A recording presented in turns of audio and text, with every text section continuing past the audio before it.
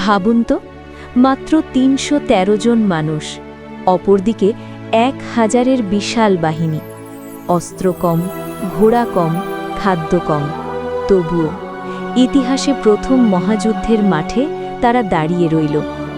আজ আমরা জানব সেই গল্প, বদরের যুদ্ধ, ইতিহাস বদলে দেওয়া দিন। ২ হিজরির বছর।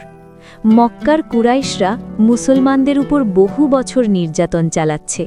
তাদের সম্পদ লুট করা হয়েছে, ঘরবাড়ি ধ্বংস করা হয়েছে।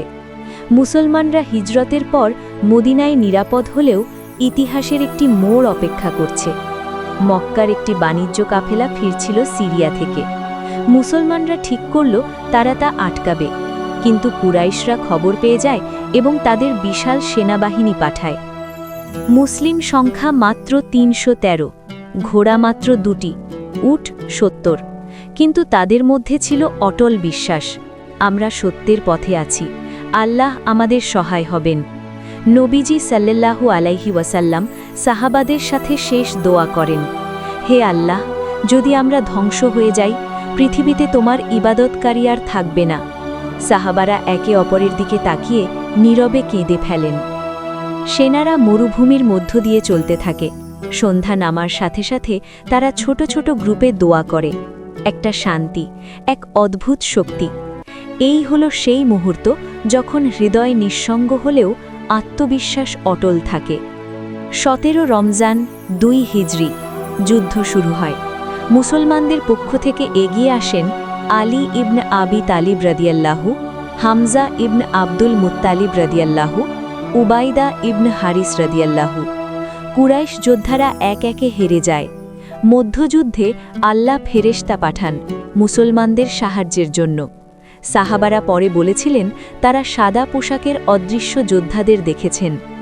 কুরাইশ নিহত প্রায় ৭০, বন্দী প্রায় ৭০, মুসলমান শহীদ ১৪ জন। কুরাইশ নেতা আবু জাহল নিহত হন।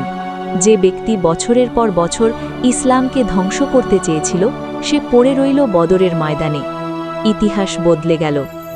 বদরের বিজয় মুসলমানদের জন্য শুধু সামরিক জয় ছিল না, এটি ছিল বিশ্বাসের জয়।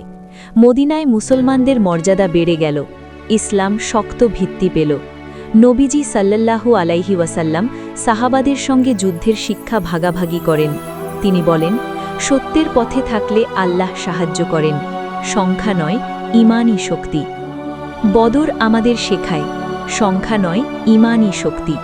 কঠিন সময়েও আল্লাহর সহায় আসে। ইতিহাস লেখা হয় সেই সাহসী মানুষের দ্বারা।